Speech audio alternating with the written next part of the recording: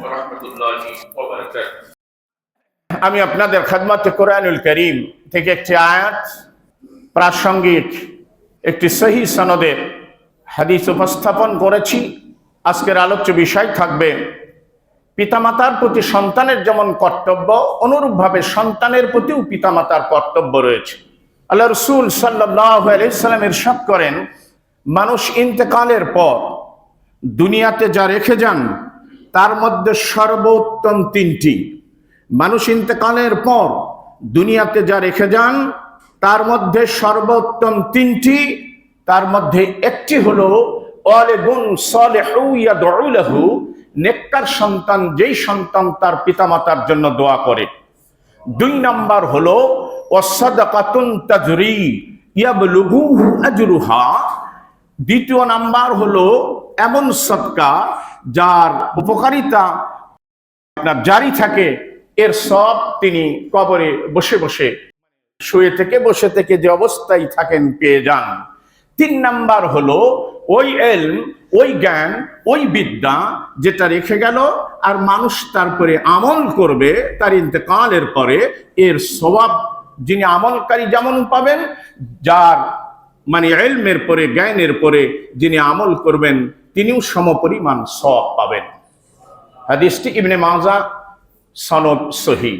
এখন আমি আপনাদের কাছে বলতে চাচ্ছি, তাহলে পারে এমন সন্তান আমাদেরকে রেখে যেতে হবে যেই সন্তান নেককার, দিনদার, পরেশগার, যার ভিতরে আল্লাহ ভীতি থাকবে। এমন সন্তান যদি আমরা দুনিয়াতে রেখে যেতে পারি তাহলে পরকালেও এই সন্তান আমাদের জন্য নাজাতের কারণ হবে, এই দুনিয়াতেও উপকৃত হব। যে ছেলে নেককার, দিনদার, পরেশগার, কশ্চিনকালে ওই ছেলের পিতামাতার সঙ্গে সম্পর্কর অবনত হতে পারে না, কশ্চিনকালে মৃত্যুর আগ পর্যন্ত সন্তানের মাথার মধ্যে আসতে পারে না যে আমার এই বৃদ্ধা মা বাপকে নিয়ে যে বৃদ্ধাশ্রমে রাখতে হবে, ও মরতে প্রস্তুত, তার জীবন দিতে প্রস্তুত, তবু পিতামাতাকে সে পৃথক করতে প্রস্তুত নয়। আলাদা কথা সেটা যে আপনি চলে গেলেন এক জায়গায়, সেটা আপনি বাইপাস করার চেষ্টা করবেন না। সোজা কথা, তাকে পৃথক, তাকে আলাদা জায়গায়, একই মানে থেকে আলাদা জায়গা থেকে মানে লালন পালন জন্য ব্যবস্থা করবেন, এটা কোনো নেককার সন্তান করবে না। তাহলে এখন এই ধরনের সন্তান আমাদেরকে রেখে যেতে হলে ওই সন্তান আসার পূর্বেই তার দুটো দাবি কম বেশি হতে পারে আমার কাছে, মানে দুটো।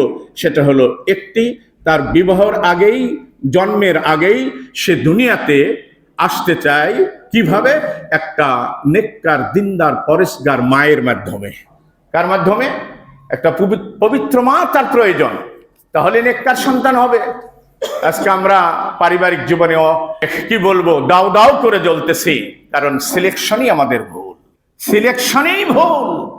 যার কারণে কোন মহিলাকে বিবাহ করলে আপনার দুনিয়া আখিরাতে কল্যাণ হবে, ওই যে সন্তানটি আসবে সেই সন্তানটাও যেন ওয়ালিদুন সালিহুন হয়। এই জন্য তার প্রথম দাবি, সে বলতেছে আমার একটা দিনদার, পরেশগার মা দাও। ক্বালান নবী সাল্লাল্লাহু আলাইহি ওয়াসাল্লাম তুনকাহুল মারআতু বিআরবাইন লিমালিহা ওয়া লিহাসাবিহা ওয়া লিজামালিহা ওয়া লিদীনিহা ফাসফার বিজাতিদ্দিন তারিবাত ইয়াদাক। রাওয়াহু ইবনে মাজাহ ওয়ান নাসাই। আও কামা ক্বালান নবী সাল্লাল্লাহু আলাইহি ওয়াসাল্লাম, আল্লাহ রাসূল বলেন, যখন তোমরা বিবাহ করবা তখন চারটা জিনিসের দিকে লক্ষ্য করবা। তার মধ্যে এক নাম্বার ওলিমালিহা, তার সম্পদ। এটার মানে এটাই মানে বোঝাই নাই ও যুবক, খবরদার, আমরা যারা বিবাহ করেছি তাদের কথা আলাদা, তোমরা যারা বিবাহ করো নাই তো ওই শ্বশুর শাশুড়ির, ওই স্ত্রী সহধর্মিনীর সম্পদ খুঁজতে যাও না। এমনটা না যে বলেছে তো ইসলাম ওলিমালিহা, কাজে মাল তো থাকতে হবে, কাজে অন্য দিক না তাকায়, মালের দিকে তাকাই। মানে উনি যাওয়ার পরে কত সম্পদ পাবো, ব্যাংক ব্যালেন্স শ্বশুরের কত আছে, কি চাকরি করতো, আপনার রিটায়ারমেন্টের পর কত টাকা পাবে, ইত্যাদি ইত্যাদি ইত্যাদি তাকায় বিয়ে করছে। আর মনে করছে করলেই তো ডাইরেক্ট যদি না যায় ইনডাইরেক্ট অনেক যৌতুক পাবো। হারাম হারাম হারাম হারাম, এ নিয়াতটাই তো গন্ডগোল। যার কারণে স্বামী স্ত্রীর মধ্যে মহব্বত নাই, পারিবারিক জীবন অশান্তির দাও দাও দাবানলে এবার দাও দাও করে জ্বলতেছে। কাজে মান দেখতে হবে। কাজে যুবক যারা বিয়ে করো না, আমি তাদেরকে অনুরোধ করব, এরকমটা মনে করো না দেখেন সেখানে মাথা ঢুকায় না। তোমার একটা স্ট্যাটাস আছে, তারপরে বলছে ওলে হাসাবাহা হাসাবাহা ওলে হাসাবিহা, তারপরে তার বংশ দেখতে হবে, কুফু সমপর্যায়ত হতে হবে, নাহলে যেখানে সেখানে যায় মাথা ঢুকানো যাবে না। তোমার পছন্দের আগে শরীয়তের দিক থেকে কোনটা আমার জন্য পছন্দ করে শরীয়ত, সেখানেই যেতে হবে। এরপরে বলছে ওলে জামালেহা, তার সৌন্দর্যও দেখতে হবে। সৌন্দর্য দেখতে যায় খালি সাদা দেখেন না। এজন্য কথা অনেক সময় গ্রাম্য মানে এলাকায় আছে, আপনাদের এলাকাও হয়তো আছে, যে নদীর পানি ভোলাও ভালো জাতের মেয়ে, একটু বলেন না, ভিতরে ঢুকান যারা ছেলে মেয়ে বিয়ে শাদী দেন নাই, অথবা নাতি যারা নাতি আছে একটু মেহেরবানি করে এগুলা দেখবেন। এরপরে বলছে বলে দিন হা, রাসূল বলছেন তোমরা তার দিনদারিত্ব দেখবে, দিনদারি আছে কিনা ওই মেয়ে এবং ওই গোটা ফ্যামিলির মধ্যে, দিনের চর্চা আছে কিনা। সকালবেলায় উঠে সারেগামা না কোরআন তেলাওয়াত হয় 5 ওয়াক্ত, সেই বাড়িতে যারা আছে সদস্য তারা সালাত আদায় করে কিনা, তাদের কি, এগুলা সব দেখতে হবে।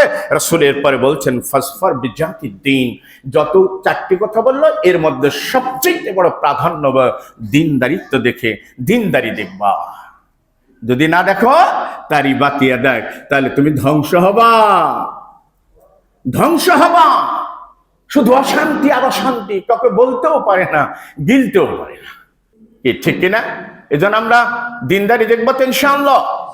ও যুবক, যাকে আমরা বিবাহিত তো হয়ে, আমাদের তো আর রিটার্ন আসার কোনো বুদ্ধি নেই, রিটার্ন আসার আর কোনো বুদ্ধি নেই। এর ফাঁকে একটু বলি, মা বোন রাগ করেন না, অনেক সময় দেখা যায় পরকীয়া বহু থাকলে কোনো সমস্যা নেই, দ্বিতীয় বিবাহ করলেই যেন অশান্তির আগুন দাও দাও করে পরিবারে জ্বলে। এখন আপনি কি আমাকে বলছেন, আপনি বলেন না যে আমি দ্বিতীয় বিবাহ করার জন্য উৎসাহিত করছি, তা নয়। বাংলাদেশের পরিস্থিতি দ্বিতীয় বিবাহ করলে অশান্তি হবে, কাজে একটা নিয়েই থাকেন। কিন্তু হাজারো পরকীয়া করলে, অন্যের সঙ্গে মানে সম্পর্ক থাকলে এটা সমস্যা হয় না, নাউজুবিল্লাহ। কিন্তু দ্বিতীয় বিবাহ করলেই আমার বোনদের যেন গায়ে আগুন জ্বলে যায়, একেবারে একেবারে বাড়ি তছনছ, ভাঙচুর আর ইত্যাদি ইত্যাদি ইত্যাদি ইত্যাদি, তোর সাঁতার সম্পর্ক করবো না, ভাত খাবো না, ইত্যাদি ইত্যাদি, যা আপনারা ভাষায় বলতে পারেন তাই। কিন্তু আমি বলতে চাচ্ছি যে আমরা তো আর দিনদারি মহিলা আর পাওয়ার কোনো সুযোগ নেই, যেটা আছে ওটাকে একটু সংস্কার করে কোন রকম চলার চেষ্টা করবো তো ইনশাল্লাহ আমরা। আর যুবককে বলতেছে, ও যুবক, অবশ্যই তুমি দিনদারি দেখেই বিয়ে করবে। আর আল্লাহ পাক যাকে একটা সতী সাধ্বী নারী, যাকে সহধর্মিণী আল্লাহ পাক দিলেন, পৃথিবীর শ্রেষ্ঠ সম্পদ, রাসূল বলছেন আল্লাহ পাক তাকে দান করলেন। শান্তি তো আলাদা জিনিস, টাকা পয়সা গাড়ি বাড়ি জায়গা জমি বিদ্যা সার্টিফিকেট শান্তি নয়। শান্তি দেবার মালিক হলেন আমার আল্লাহ। আল্লাহুম্মা আনতাস সালাম ওয়া মিনকাস সালাম তাবারাকতা ইয়া জাল জালালি। قال النبي صلى الله عليه وسلم الدنيا كلها متاع وخير المتاع الدنيا المرأة الصالحة. المرأة الصالحة إذا نظرت إليه سرته وإذا أمر أطاعته وإذا غاب عنه حفظته. متفق عليه بخاري مسلم. أو كما قال النبي صلى الله عليه وسلم, আল্লাহ রাসূল সাল্লাল্লাহু আলাইহি ওয়াসাল্লাম বলেন, পৃথিবীতে যা কিছু আছে সব সম্পদ। সুবহানাল্লাহ বললাম, বুঝে আসুক আর না, রাসূল বলেছেন পৃথিবীর যা কিছু আছে সব সম্পদ। এর মধ্যে শ্রেষ্ঠ সম্পদ হলো একজন সতী সাধ্বী নারী। অতএব যাকে একটা পবিত্র দিনদার মানে নারী দেওয়া হলো, সহধর্মী যে পেল, রাসূল বলছেন যে পৃথিবীর শ্রেষ্ঠ সম্পদ পেয়ে গেল। আর কি দরকার? কিসের টাকা, কিসের জায়গা, কিসের জমি, কিসের শ্বশুরের স্ট্যাটাস? এগুলা দেখতে গেলে পারিবারিক জীবন অশান্তি। আর যদি একজন সতী সাধ্বী পূত পবিত্র একজন স্ত্রী সহধর্মিণী পেয়ে যাও, তুমি 24 আওয়ার্স একটা নিশ্চিন্ত থাকবে, মনের ভিতরে কোনো সংশয় সন্দেহ ইত্যাদি থাকবে না। দুনিয়া একদিক হতে পারে, আমার স্ত্রী আমার সহধর্মিণীর চরিত্র একদিক, দুনিয়ার মানুষ সব বললেও বিশ্বাস করি না, আসলে বাস্তবতাও তাই। এর মানে চরম শান্তিতে আর দুনিয়াতে কেউ নাই, চরম শান্তি। আর সংশয় সন্দেহ ইত্যাদি থাকলে কোটি টাকার উপরে বসে থাকলেও তোষক বানায় শুয়ে থাকলেও শুধু অশান্তি আর অশান্তি। কাজী ও যুবক, আমি অনুরোধ করবো মেহেরবানি করে আমাদের এই বৈবাহিক এই সম্পর্ক যেন একবার তুচ্ছ তাচ্ছিল্য যায় হলেই হলো না, আমি একটু দেখে শুনে। তার মধ্যে একটি কথা বলি, আমি জানি না এদিকে শহরের দিকেও হয়তো একই অবস্থা। গ্রামে যখন মেয়ে দেখতে যাবে শুধু ছেলে মেয়েকে দেখবে, আর কোনো পুরুষ দেখতে পাবে না। ছেলের বাপও পারবে না, কারণ বিবাহ হওয়ার পরে সেই ব্যক্তি তার জন্য মাহারাম। অথচ এলাকাতে যায় দুলা ভাই, তারপরে আগে পাশে বড় বোনের বা ছোট বোনের হলে ডাকে হাঁকে এলাকার সবগুলোকে নিয়ে যায়। মেয়েটাকে এমন দেখে আহারে মনে হচ্ছে একটা গরু। তোমার নখ দেখি, বাপরে 5টা না 6টা আঙ্গুল, পা দেখি, তারপরে চুল দেখি, নাউজুবিল্লাহ। এমনটাই দেখেন নাকি? প্রথমেই তো শেষ, প্রথমেই তো হারাম দিয়ে শুরু হয়ে গেল, শরীয়ত বিরোধী শুরু হয়ে গেল। না, শুধু ছেলে মেয়েকে দেখতে পাবে, তার মা দেখবে, তার বোন দেখবে, অর্থাৎ মহিলারা দেখবে। একমাত্র কোনো মেয়েকে দেখতে পাবেই যার সাথে সে তার বিবাহ হবে, বাকি টোটাল হারাম। বা একটা বিশাল মজমা বসায় মেয়েটাকে ইত্যাদি ইত্যাদি। তারপরে দেখ কয়টা সার্টিফিকেট, অনার্স করছে কোত্থেকে, দেখছে না জাতীয় ভালো না, তো এ তো মানে পাবলিক ইউনিভার্সিটি হলে ভালো হয়। বলছে একটাতে সেকেন্ড না হবে না, 4 ফার্স্ট ক্লাস খুঁজতেছে, মানে চাকরি করাবে। চাকরি করাবে বলেই তো পানি ঢালে দে, পানি ঢালে খা। চাকরি করাবে বলেই তো শ্বশুর শাশুড়ির মশারি আর বিছনাটা কোনোদিন ঝাড়ে দেয় না। আপনার চেয়ে আমি বরং ব্যস্ত, বরং পারলে পারে আমার মশারিটাই টাঙ্গাই দেন। এই অবস্থা। মানে কি করবেন? আপনি প্রথম সিলেকশনই যে ভুল, সিলেকশনেই যে ভুল। তাহলে পরে আমি আবারও একটু রিপিট করি, যদি শিক্ষকতা করি, তাহলে সন্তানের প্রতি আমাদের দায়িত্ব কর্তব্যের মধ্যে পড়ে যায়। ওই সন্তানকে যদি আমরা নেককার দিনদার বানাতে চাই, সর্বপ্রথম সিলেকশন হবে দিনদার মহিলা। কি মহিলা? জোরে বলেন একটু, বাস এটা খেয়াল রাখবেন। আপনিও শান্তি পাবেন, আপনার সন্তানও শান্তি পাবে। ওইভাবে নিয়ে আসছেন। দাজ্জাল মার্কা মামন কিছু মনে করেন না, যার জন্য প্রযোজ্য। আমি আপনাকে বলি নাই, আল্লাহর কসম আমি আপনাকে বলি নাই, যার জন্য প্রযোজ্য। ছেলেও কাঁদে, বাপও কাঁদে, মাও কাঁদে, সব কাঁদে। রাত্রে উঠে দেখছে সন্তানটা মানে হু হু করে কাঁদতেছে রে।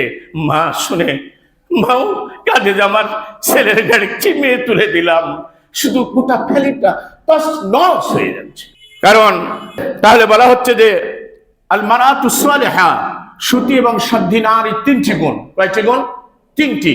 ইযা নাযারা ইলাইহা সাররাতহু, স্বামী যখন তার সহধর্মিনীর দিকে তাকাবে তার অন্তরটা ঠান্ডা হয়ে যাবে। বাংলা ভাষায় ওয়াজ করলাম, প্রশান্তি আর অত দূর গেলাম না, সাকিন আরবিও নয়, দিলটা ঠান্ডা। অনেক সময় বলেন না যে চৈত্র মাসে ইফতার করে পানি যখন আগে খান, বুঝছো, দিলটা ঠান্ডা হয়ে গেল। বাংলা ভাষা একেবারে বলছি, যখন স্বামী তার স্ত্রীর দিকে তাকাবে, তার সহধর্মিনীর দিকে তাকাবে, তখন স্বামীর দিলটা বলবেন না ঠান্ডা। কিন্তু মা ও বোন, যার জন্য প্রযোজ্য, তাকানো তো দূরের কথা, আশেপাশে ভিড়তেই পারে না, সারাক্ষণই মশা। তুমি যা ব্যস্ত থাকো তার চেয়ে আমি ব্যস্ত থাকি, ইত্যাদি ইত্যাদি ইত্যাদি। কোনো একটু হাসি নাই, কিচ্ছু নাই। স্বামী স্ত্রীর মধ্যে কোনো মানে ভালোবাসা বিনিময় হয় না। কাজে ওই 14ই ফেব্রুয়ারি বিশ্ব ওই বেহাদি বসে ভালোবাসা মানে প্রদর্শন করবো, ভালোবাসা নয়। মুসলমানের প্রতিটি মুহূর্তেই ভালোবাসা আর মানে একে অপরের মহব্বত প্রদর্শন করবে। তাহলে তার দিকে তাকালে তার দিলটা ঠান্ডা হয়ে যাবে।